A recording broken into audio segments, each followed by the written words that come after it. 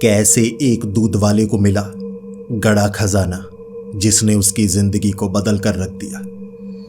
दोस्तों, एक बात सच सच बताइएगा, आपकी जिंदगी में भी कुछ कठिनाइयां होंगी और आप सोचते होंगे काश आपको भी कोई गड़ा खजाना मिल जाए या कोई ऐसा इंसान मिल जाए जिसके पास रूहानी ताकत हो और वो उस ताकत से आपकी सारी कठिनाइयां दूर कर दे और जो पैसे की कमी खास तौर पर है वो दूर हो जाए और आपके पास धन आ जाए। सच बताइए, आप ऐसा सोचते हैं ना? लेकिन हर किसी को ऐसा इंसान नहीं मिलता। ऐसे खुशकिस्मत कुछ ही होते हैं जिन पर ऐसे इंसान का हाथ होता है और उत्तर प्रदेश के रहने वाले अनीस जी उनमें से एक हैं। उन्हें नहीं पता था कि उनकी जो समस्याएं हैं वो इस तरह से दूर होंगी और गड़ा खजाना इतनी आसानी से उन्हें मिल जाएगा। दोस्तों, आज की कहानी ना सिर्फ आपको ये जानकारी देगी कि कैसे अनीस जी की जिंदगी बदली, बल्कि आपको बहुत कुछ सिखा भी देगी। लेकिन मैं शुरू में चेतावनी देना चाहता हूं कि ये कहानी है बेहद ही खौफनाक और डरावनी। मेरा यकीन कीजिए, आपको भी अंदर तक डर लगेगा। तो हेडफोन लगा लीजिए, कमरे की लाइट्स ऑफ कर लीजिए, क्योंकि ये वक्त हो रहा है डरने का। तो ये कहानी है अनीस जी की, जो कि उत्तर प्रदेश के एक छोटे से गांव के रहने वाले हैं। पेशे से वो दूध बेचने का काम करते हैं।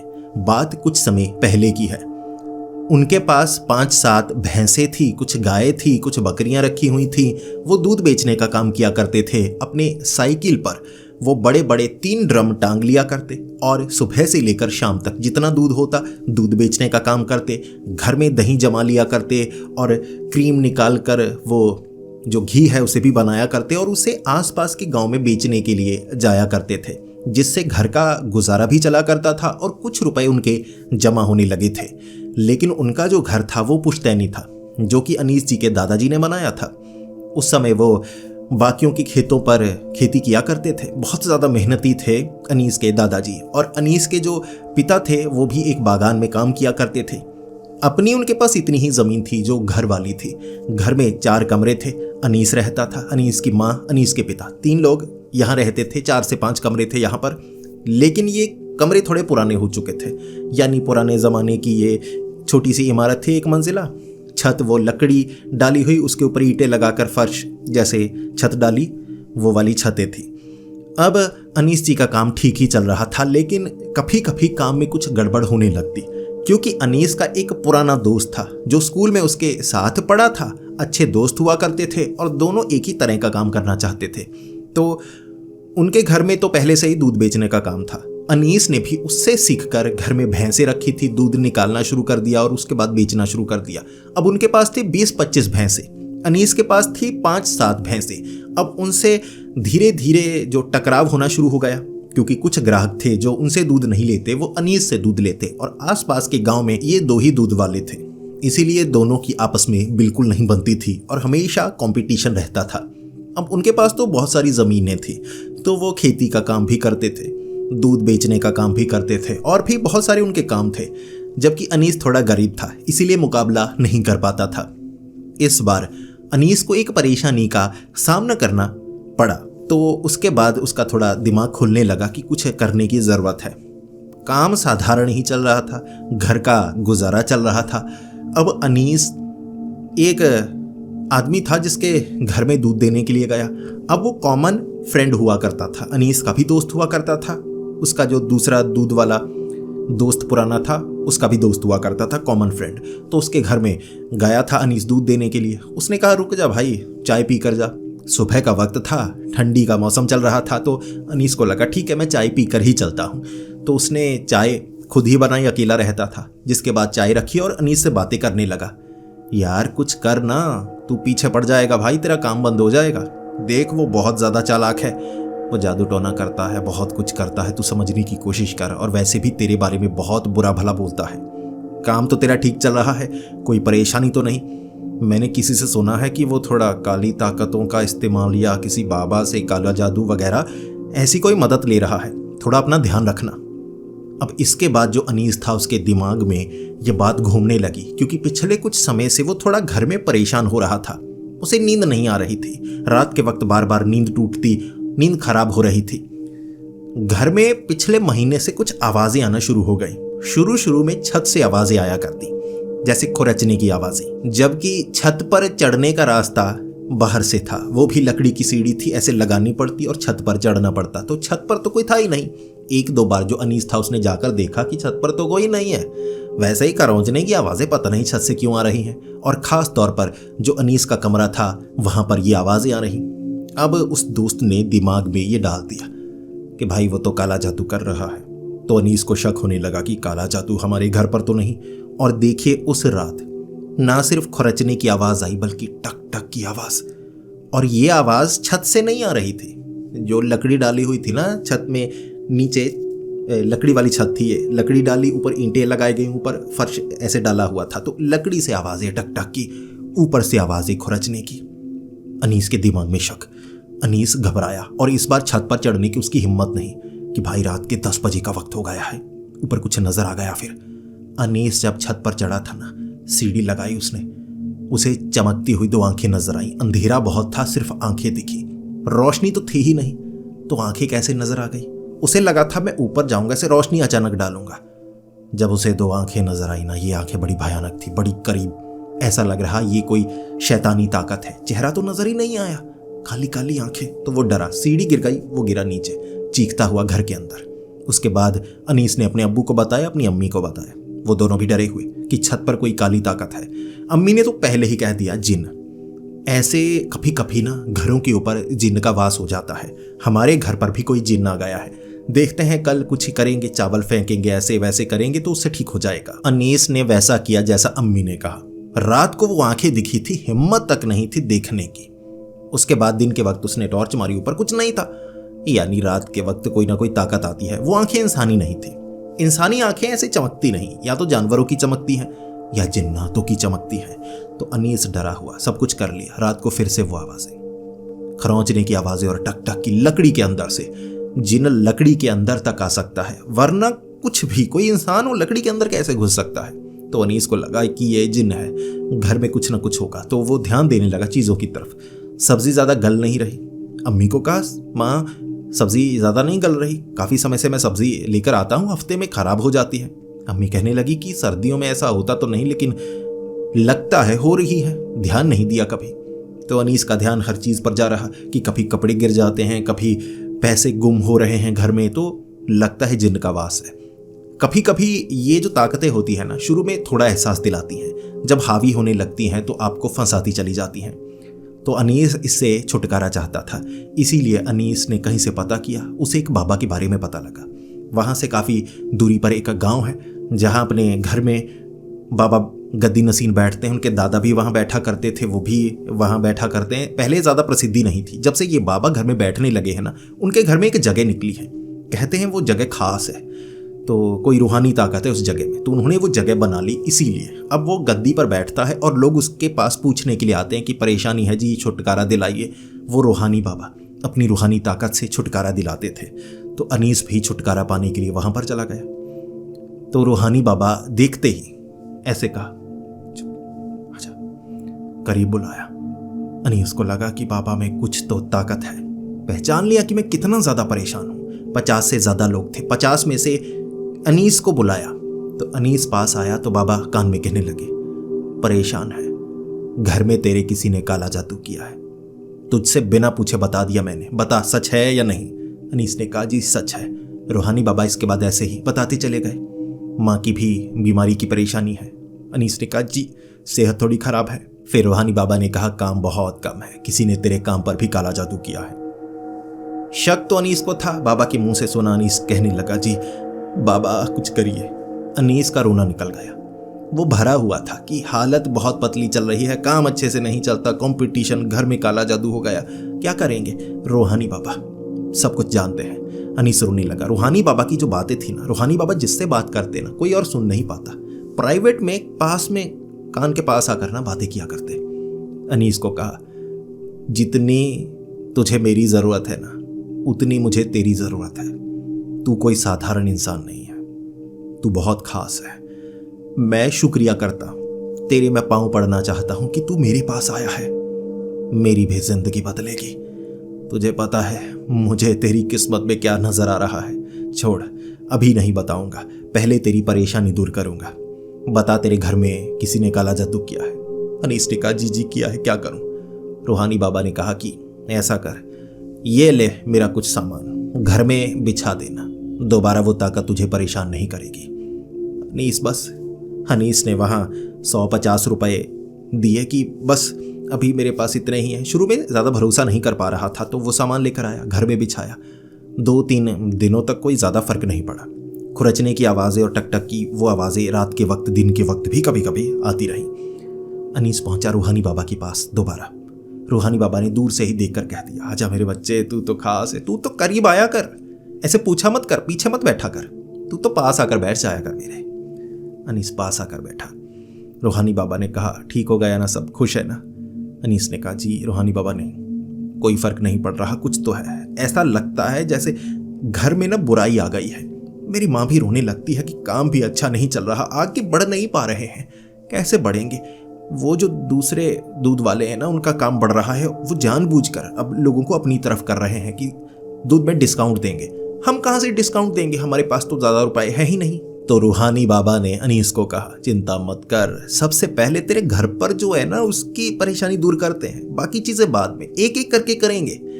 और यकीन कर ऊपर वाले पर, ऊपर वाले ने मुझे चुना है ये करिश्मा करने के लिए। तुझे भी चुना है एक करिश्मा करने के लिए, तू करिश्मा करेगा, वो मैं सही समय आने पर बताऊंगा। अनीस को लगने लगा था कि उसमें कुछ खास है, बस रूहानी बाबा मिल गए हैं। खास तौर पर प्यार से बात करते हैं, किसी और से ऐसे बात नहीं करते होंगे। तो अनीस ने पूछा कि क्या करूं? रूहानी बाबा ने कहा, देख 2 तरीके होते हैं ऐसी जिन्नाती ताकत पर काबू पाने की।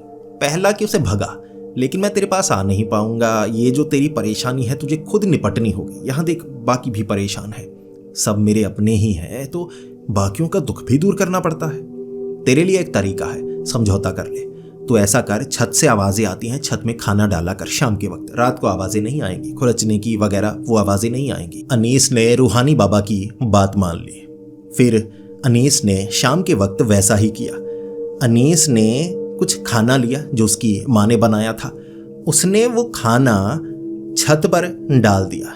छत पर खाना डाला तो रात के वक्त वो आवाजें बिल्कुल नहीं आई। अनीस समझ गया कि रूहानी बाबा ने जो बताया है वो बिल्कुल सही बात है, समझौता करने में फ़ायदा है। छत से आवाज़ें नहीं आई, लकड़ी से टक टक की कुछ आवाज़ें आई। तो जो अब अनीस था वो रूहानी बाबा के पास फिर से पहुंच गया। रूहानी बाबा को वो कहने लगा कि रूहानी बाबा, अब मैं क्या करूं? छत पर जो खुरचने की आवाज़ें आ रही थी वो आवाज़ें तो बंद हो चुकी हैं, लकड़ी से टक टक की आवाज़ें अब भी आती हैं। तो रूहानी बाबा ने कह दिया, चिंता मत कर, ये जिन्नात ना धीरे धीरे काबू आते हैं, तू खाना डालता जा, आवाजें कम होती चली जाएंगी। 10 दिनों तक अनीस खाना डालता गया। खुरचने की आवाजें कभी कभी आती, ज्यादा नहीं आती, टक टक की आवाजें तो आती रहती। फिर रूहानी बाबा से अनीस ने दोबारा पूछा। हफ्ते में एक बार तो गुरुवार के दिन रूहानी बाबा के पास जाना ही पड़ता। रूहानी बाबा कहते, जो यहाँ एक बार आता है उसे आना ही पड़ता है, चाहे परेशानी दूर हो गई हो, तू वैसे भी खास है, आता रहे। और 100 रुपए तो रखने पड़ते थे। ऐसे बैठा होता था गद्दी पर तो पाँव को सर लगाता था, 100 रुपए रखता था तो बैठ जाया करता था नीचे। इस तरह रूहानी बाबा प्यार भी बहुत देते थे, गले से लगाते थे। तो रूहानी बाबा ने कहा, चिंता मत कर, मैं रूहानी ताकत से वो जिन्न को भी काबू कर चुका हूँ, वो ताकत तेरे काबू में है, खाना डालता जा, खाना डालने में परेशानी तो नहीं है। तो अनीस ने कह दिया कि जी परेशानी तो नहीं है, इतना खाना तो किसी गरीब को भी दिया जा सकता है। रूहानी बाबा ने कहा, डालता जा। जिसके बाद अनीस खाना डालता गया, घर में और कोई परेशानी नहीं। जिसके बाद 1-1.5 महीना ऐसे निकल चुका था। रूहानी बाबा पर भरोसा अनीस का बढ़ गया था और रूहानी बाबा ने कह दिया था, कुछ नहीं होगा, चिंता मत कर, काम में घाटा कुछ नहीं होगा। घर का जिन्नाती ताकत का जो मसला था वो हल हो गया, आवाजें आती रहेंगी, डरने की कोई बात नहीं, तू मेरा नाम ले लिया करना, कुछ नहीं होगा। अब डर खत्म हो चुका था।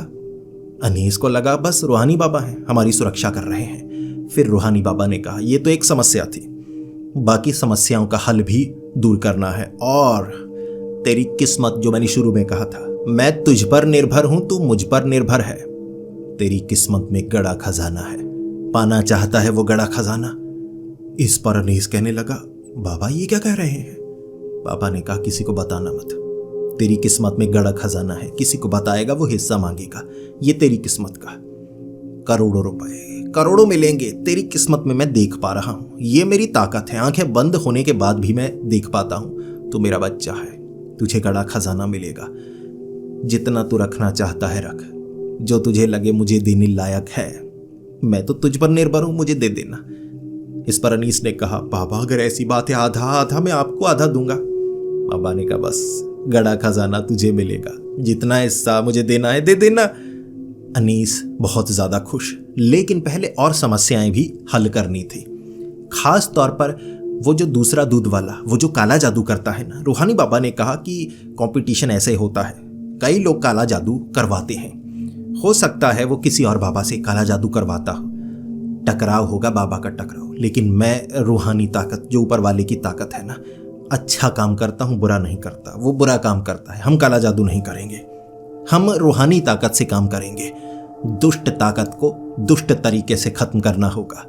वो तेरे घर पर काला जादू कर रहा है, तू उसके घर पर रूहानी ताकत का वार कर, जिससे काला जादू कटेगा, वो गिरता चला जाएगा, गिरता चला जाएगा, काम बंद होगा, नुकसान होगा, तू बड़ा बन जाएगा। एक तो तुझे खजाना मिलेगा, दूसरा उसका काम बंद तो तेरा काम बढ़ जाएगा।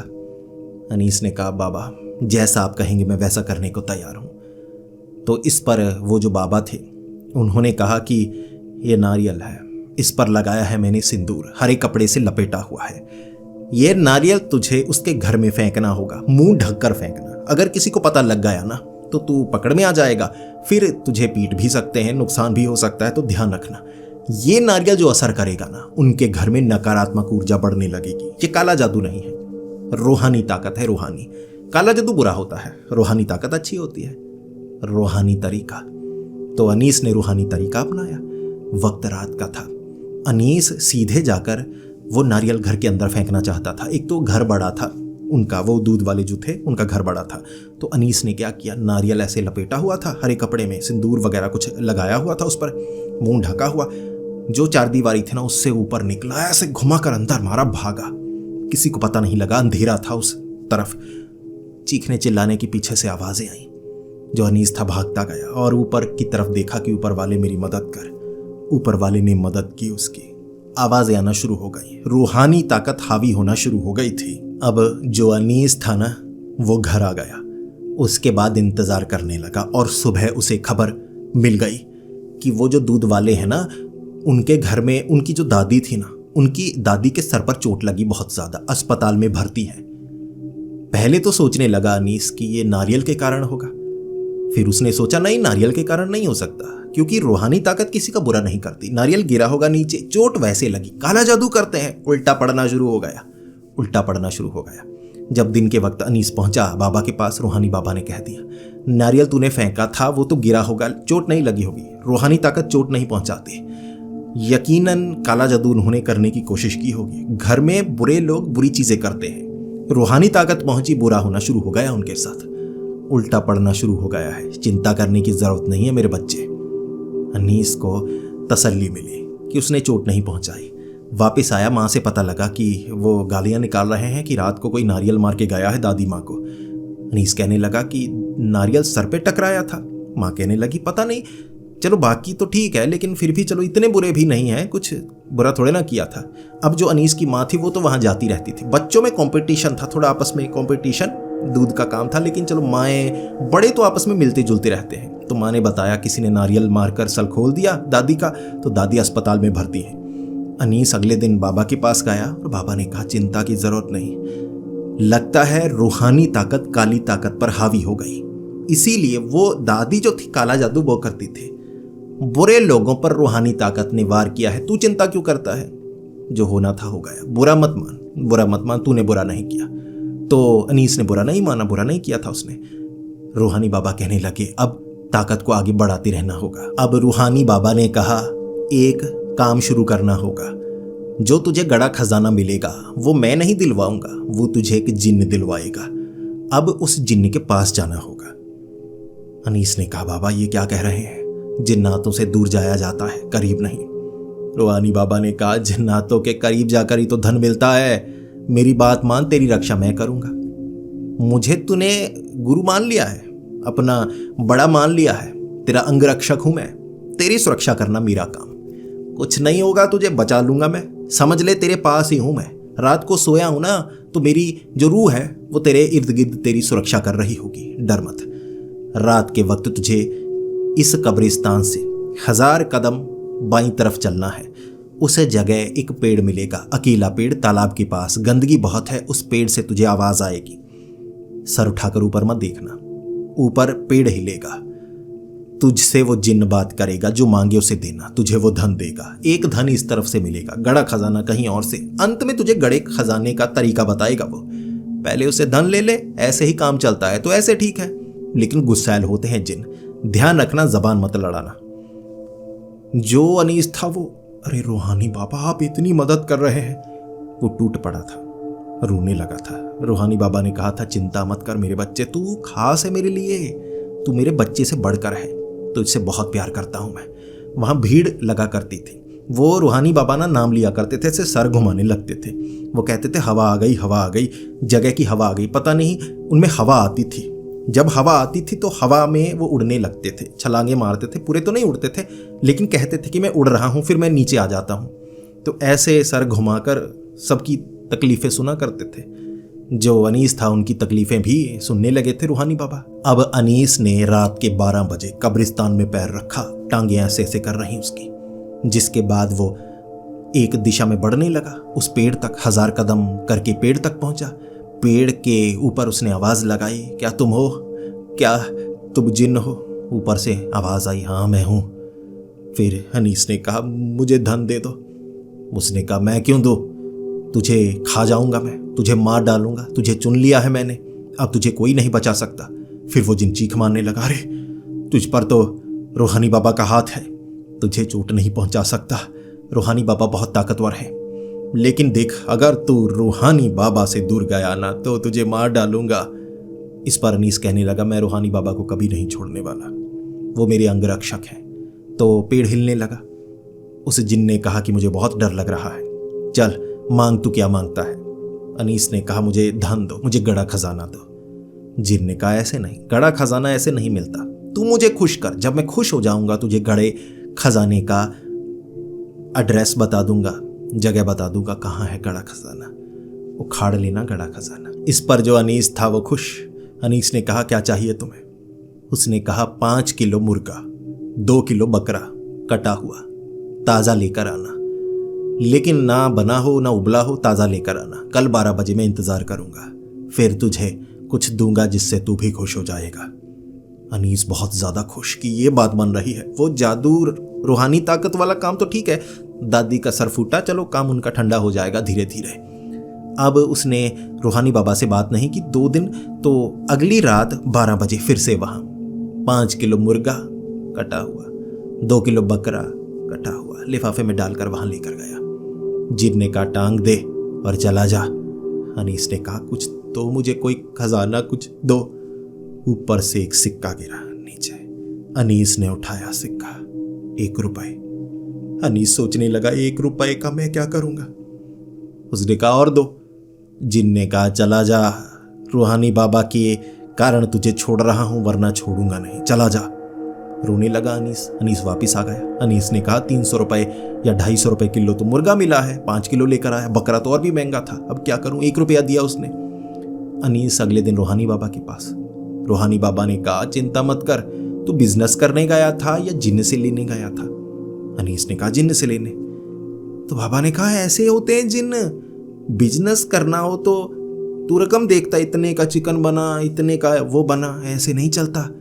ये ताकतें ऐसे काम करती हैं। तुझे धन दिया, धन बढ़ता जाएगा, बढ़ता जाएगा, भूख उसकी कम हो जाएगी, भूख मिट जाएगी, तुझे वो देता चला जाएगा, देता चला जाएगा, और अंत में मान नुकसान हुआ तुझे। जो गड़ा खजाना देगा तुझे वो इतना होगा, इतना होगा, संभले से नहीं संभलेगा। मैं किस्मत देख रहा हूं तेरी, लेकिन याद रख कुर्बान करने को तैयार है सब कुछ, उसके लिए कुर्बान करना होगा।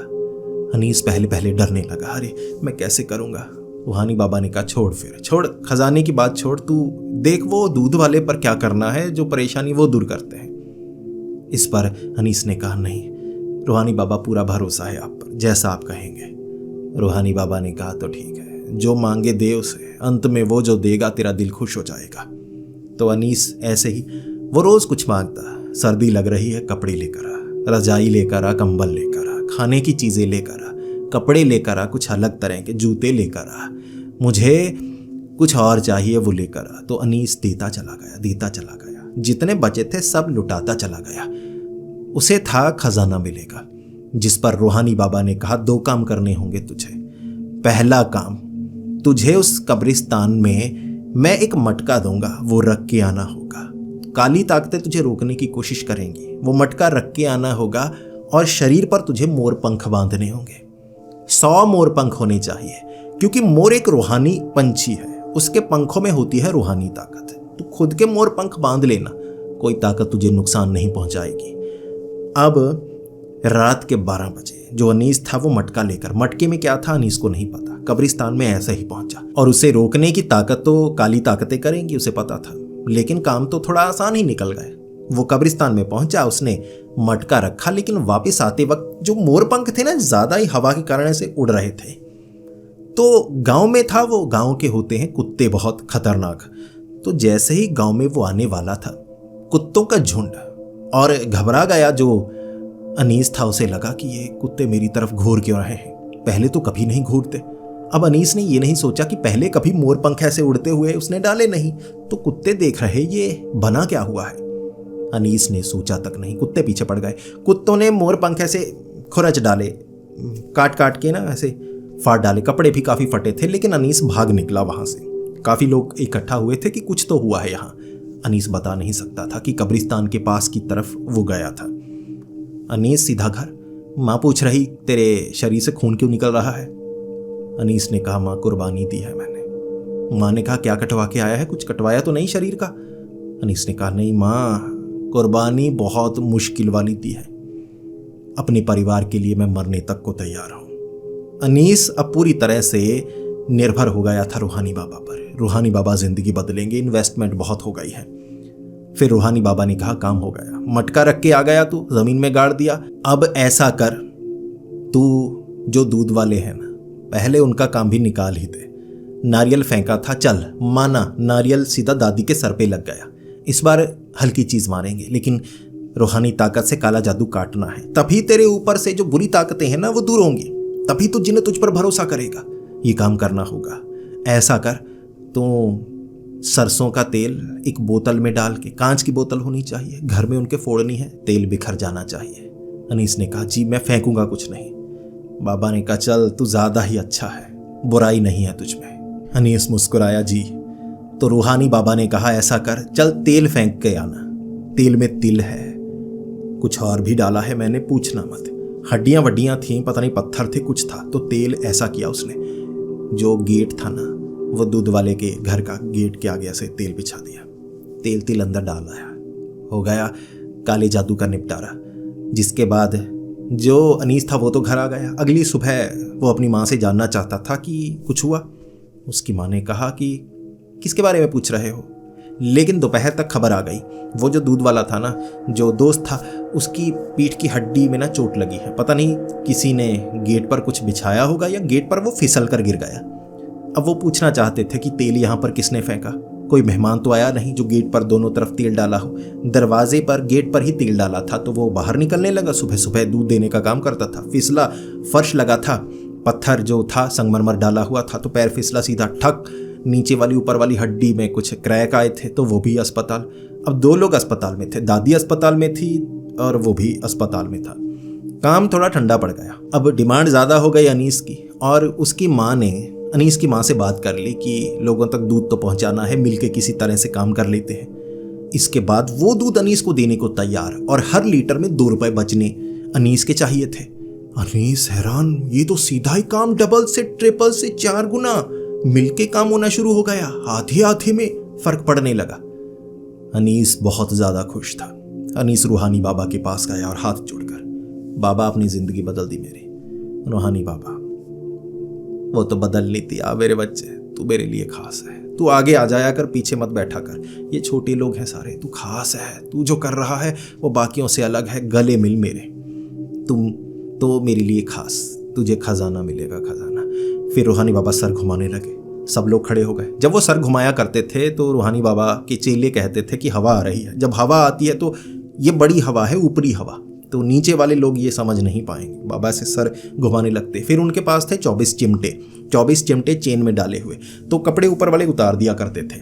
तो रूहानी बाबा ऐसे ऐसे चिमटा अपनी पीठ पर मारा करते थे, ऐसे चिमटा। तो अब जो अनीस था, अनीस से इतने ज़्यादा बाबा खुश। तो बाबा चाहते होंगे, सबको कह दिया कि इसमें भी हवा आ जाएगी, इसमें भी हवा आ जाएगी, ये मेरा चेला काश चेला। अनीस को चिमटे पकड़ा दिए। अनीस, तुझ में भी हवा आ रही है, महसूस कर, मार चिमटे। अब रूहानी बाबा ने मार चिमटे कहा था। रूहानी बाबा सोच रहे थे कि वो अपने भी ऐसे ऐसे मारेगा। अब रूहानी बाबा को क्या पता था, अनीस को लगा करता था कि इनमें कोई ताकत आती है, ये चिमटे मारते हैं, उस ताकत को कंट्रोल करने के लिए अंदर आती होगी। तो अनीस को बाबा ने कह दिया, रूहानी बाबा ने, मार चिमटे। तो अनीस ने मारने शुरू कर दिए चिमटे। अनीस ने ऐसे बाबा की पीठ पे एठा, जो रूहानी बाबा थे ए करके ऐसे घुटनों पर अनीस। रूहानी बाबा की पीठ से निकलने लगा खून। चेले चपाटों ने 4-5 चमाटे मारी थी। रूहानी बाबा ने कह दिया, नहीं भोला है, छोड़, समझ में नहीं आया। लोग देखने लगे क्या हुआ। रूहानी बाबा ने कहा, ताकत बहुत ज्यादा हावी आई है, सबकी मन्नत पूरी होगी, जाओ घर को। मन्नत पूरी हुई, जाओ घर को। बाद में रूहानी बाबा ने अनीस को भी समझाया कि मैं चिमटा जो मारने की बात कर रहा था, तू अपने मारना था, ऐसे तूने मेरे मारने शुरू कर दिए। तो अनीस ने कहा, मुझे समझ में नहीं आया। रूहानी बाबा ने कहा, कोई बात नहीं। तो अनीस ने थोड़ी चोट पहुंचाई थी, अनीस को बुरा बहुत लगा। इसके बाद रूहानी बाबा ने कहा, अब मुख्य काम करना होगा, खजाने का समय आ गया है। अब जिनसे खजाना मिलेगा मैं पूरा जोर लगा दूंगा, पूरी ताकत लगा दूंगा, एक बार का काम है, लेकिन धन से उठकर जाना होगा। तो अनीस ने पूछा, धन से उठकर मतलब? रूहानी बाबा ने कहा, 4-5 लाख लगेंगे। 4-5 लाख रुपए की गड्डी चाहिए, नीचे बिछानी है, बैठना है उसके ऊपर, आगे जलानी होगी आग। रूहानी ताकत का इस्तेमाल होगा जो कोई नहीं देखेगा। यहां से शुरू होगा और उसके बाद यहां से तू जाएगा कब्रिस्तान, फिर जाएगा उस पेड़ के पास, और पेड़ से जो आवाज आएगी वैसा करना, तुझे मिलेगा गड़ा खजाना। अनीस बहुत खुश था, जिंदगी बदलने वाली थी। उसने उधार लिया, 5 लाख रुपए उधार लिए, 4.5 तक लिए, 50,000 के माँ के गहने थे, वो गिरवी रख के किसी तरह 5 लाख इकट्ठा किए। और रूहानी बाबा ने कह दिया, ये भी तेरे हैं, इसका मैं क्या करूँगा, यहाँ से तू वो रूहानी ताकत का इस्तेमाल कर, बैठना है, कपड़े उतारने हैं, और मैं तेरी तरफ नहीं देखूंगा, तू नंगा मैं क्यों देखूं, तो तू इस पर बैठ। शरीर तेरा बिल्कुल साफ होना चाहिए, नहा कर आना, साफ शरीर, जो है सब उतार देना, ऐसे जाना, जिन्न मना नहीं करेगा। अनीस ने वैसा किया, 5 लाख बिछा दिए रूहानी बाबा के वो जो डेरा था ना, वहां पर बिछा दिए, 5 लाख बिछाए। जिसके बाद जो अनीस था बैठा, उसके बाद उठा, रूहानी बाबा ने कहा, जा खजाना तेरा, तेरी किस्मत का ले, बाद में जो देना हो तेरी मर्जी, और ये आकर उठा लेना, अब हाथ मत लगा, साथ मत कुछ लेकर जाना। अनीस ऐसे ही खाली हाथ नंगा पुंगा कब्रिस्तान में गया। कब्रिस्तान से 1000 कदम उस तरफ पेड़ के पास से 1-1 रुपए 2-2 रुपए मिला करते थे उसे, कभी कुछ देता, कभी रुपया गिर जाता, कभी 10 का नोट गिर जाता, तो ऐसे ही उसे मिला करते। वो सोच रहा था कभी सोने का सिक्का मिलेगा, कोई सोने का सिक्का तो जिन ने नहीं दिया, लेकिन चलो इस बार तो सीधा खजाना। तो अनीस ने आवाज लगाई, ओ जिन, क्या मिलेगा मुझे कुछ? जिन ने कहा, कब्रिस्तान में 23वीं कब्र सबसे पीछे वाली, खोदना शुरू कर, कोई लाश नहीं निकलेगी, वहां से निकलेगा खजाना तेरी किस्मत का। किसी ने वहां ताबूत में कुछ ऐसा दफनाया है, किसी को पता नहीं चला, रात को दफनाया गया, तेरी किस्मत का, जा, अब से मैं तुझे कभी नहीं मिलूंगा। अनीस बिना कपड़ों के था, उसे मैं कैसे लेके जाऊंगा, क्या करूंगा, लेकिन उसे था खजाना है, सब कुछ होगा, जब पैसे होते हैं, कपड़े हो ना हो कोई फर्क नहीं पड़ता। वो नंगा पुंगा कब्रिस्तान में ढूंढने लगा खोदने के लिए कुछ। अब कब्रिस्तान में खोदने के लिए कहीं ना कहीं फावड़ा वगैरह तो होता ही है, तो लग गया वो कब्र को खोदने के लिए, ताबूत निकलेगा, गड़ा खजाना। उसे था अब रूहानी बाबा अंगरक्षक मेरे, कब्रिस्तान में खोद डालूंगा, यहाँ कोई फर्क नहीं पड़ता। रूहानी बाबा का हाथ जब आपके ऊपर होता है, आपको कुछ नुकसान नहीं पहुंच सकता। तो अनीस ने खोदना शुरू किया, खोदते खोदते काफ़ी नीचे, इतने में आवाज़ ज़्यादा हो रही। अब वहाँ कोई चौकीदार वगैरह भी होता था, कमरा था, पता ही नहीं था कि आसपास है, तो ज़्यादा आवाज़ हुई, कोई चौकीदार आया होगा। चौकीदार ने देख लिया कोई नंगा है, तो जो ज़मीन खोद रहा है तो उसने चीखना शुरू कर दिया, नंगा जिन नंगा जिन। तो चीखा, आवाज़ें गाँव तक भी पहुँची, काफ़ी लोग थे जो इकट्ठा हो गए। अब उसके बाद गाँव में किसी के पास असला नहीं था, लोग डरते तो थे। अब असला किसी के पास नहीं तो ऐसे देखा, जो अनीस था उसने मुंह ढक लिया कि ये क्या, खजाने के बारे में किसी को पता लग जाएगा। अब वहाँ से निकला तो कुछ नहीं, अब नीचे कुछ लाश थी, बदबू आने लगी थी। तब तक अनीस को लगा कि कुछ गड़बड़ है, मैंने गलत जगह तो नहीं खोद लिया, वैसे ये तो वही वाली कब्र है। भीड़ इकट्ठा हो गई। अनीस नंगा था, उसे था कि नंगा नंगा भाग जाऊंगा, पता क्या चलेगा। लेकिन असला नहीं रखते थे लोग तीर कमान ज़रूर रखते थे। कुछ लोग थे कि कई बार ना चोर चकार आ जाते थे गांव में, तो बंदूक वगैरह तो रखने की हैसियत नहीं थी, गरीब गांव था, तो इसीलिए कुछ देसी जुगाड़ रखा हुआ था। देसी चाकू वगैरह जो औजार हैं वो रखे, अब तीर कमान भी रखे हुए थे।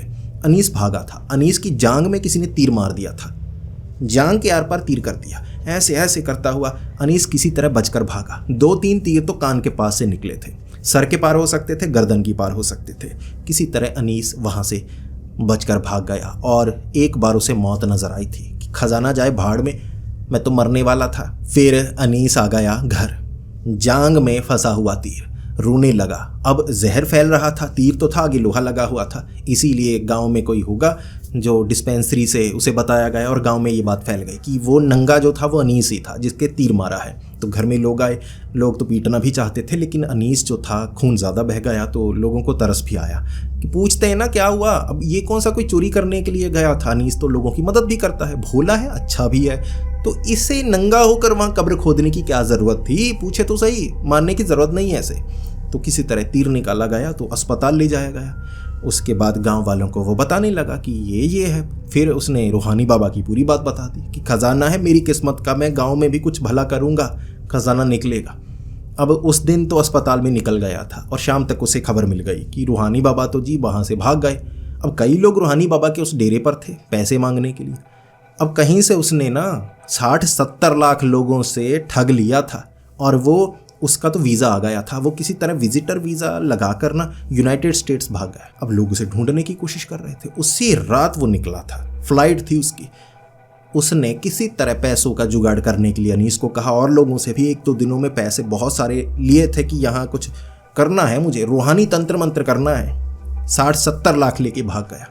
विजिटर वापस नहीं आने वाला। जिसके बाद वो जो ज़मीन थी वो भी उनकी नहीं थी, ज़मीन निकली है, कब्जा किया था उसने किसी की ज़मीन पर। अब वहाँ पर भी केस चल रहा था तो वो ज़मीन भी उसकी नहीं थी, उसका कुछ था ही नहीं, वो कभी पकड़ा गया ही नहीं। पुलिस में कंप्लेंट हुई लेकिन उसे पकड़ते कैसे, वो तो भाग चुका था, भगोड़ा घोषित हो गया। और फिर अनीस के दिमाग से वो भूत भी निकला और उसने रोटी डालनी छत पर बंद कर दी। खुरचने की आवाज़ आई, रात को चढ़ गया कौन सा जिन, तेरी ऐसी की तैसी जिन्न की। छत पर चढ़ा भाई, बिल्ली थी एक, उनकी जो सैटेलाइट डिश होती है ना, वो डिश ऊपर लगा हुआ, डिश टीवी की तरह, तो उसके नीचे बिल्ली घुसती थी बच्चों के साथ, वो खुरचती थी तो उसके खुरचने की आवाज़। जो लकड़ी लगी थी छत पर उसके अंदर दीमक था तो टक टक की आवाज़ें जो दीमक करते हैं वैसी आवाज़ें थी। अब दिमाग खोला है, ऐसा हो रहा था। वो पेड़ पर कोई जिन नहीं था, कोई चेला चपाटा पेड़ पर जिन बनकर खाना वाना कपड़े वगैरह जूते लिया करता था, सिक्का फेंक दिया करता था और शायद बाद में हंसते होंगे। रूहानी बाबा सबको ठग कर भाग गए। कई लोगों ने बाद में बताया कि रूहानी बाबा ने कई लोगों से कहा था तेरी किस्मत में खजाना, तेरी किस्मत में खजाना। जब बाद में लोग इकट्ठा बात करने लगे तब बात खुली और इस तरह इतने लोगों को ठगा था रूहानी बाबा ने और भाग गए रूहानी बाबा विदेश में। अनीस भी 5 लाख का कर्ज था जिसे चुकाने में अनीस की ज़मीन भी बिकी, हालात भी बुरे हुए। अब भैंसें भी बिक गईं और उसका पुराना दोस्त काम आया, उसने उधार में भैंसें दी 5-7 की, काम चलाता रहे, उधार धीरे धीरे तू चुका देना, चल यार तूने भी मेरी मदद की। लेकिन अनीस ने कभी बताया नहीं कि उसने अपने दोस्त की दादी का सर खोला था नारियल मारकर, वो बात नहीं बताई। ना वो जो सरसों का तेल बिछाया था वो बात बताई। अगर पूरी ही बात बता देता तो हालात ज़्यादा बदतर हो जाते, ये अनीस ने नहीं बताई। और इस तरह से अनीस ये भी सीख पाया कि मिला उसे गड़ा खजाना, उसे ये ज्ञान मिला कि ऐसे बाबाओं के चक्कर में नहीं फंसना चाहिए, नहीं मिलता कोई गड़ा खजाना। और अगर आप भी इस वीडियो को इसलिए देख रहे थे कि पता चले कि गड़ा खजाना कैसे मिलता है ताकि आप भी कोशिश कर सकें, तो ऐसा गड़ा खजाना अगर आप भी चाहते हैं तो बता सकते हैं और भी बाबा कई जो अभी यहीं पर हैं, 15 मिनट में समाधान कर सकते हैं या ऐसी रूहानी ताकतों से समाधान करते हैं। तो मैं आपको उनका नंबर दे दूंगा। आप भी ऐसा वाला गड़ा खजाना ढूंढने की कोशिश कर सकते हैं अगर आप चाहते हैं। बता दीजिएगा नीचे कमेंट्स में। तो ये भी बताइए आपको ये कहानी कैसी लगी। अगर आपको ये वीडियो पसंद आई है तो इसे लाइक कीजिए, बहुत ज़्यादा पसंद आई है तो दोस्तों के साथ शेयर कीजिए। ऐसी ही कहानियां देखना अगर आपको अच्छा लगता है तो हमारे इस चैनल को सब्सक्राइब कर लें। तो मिलते हैं अगली वीडियो में, तब तक के लिए डरते रहें।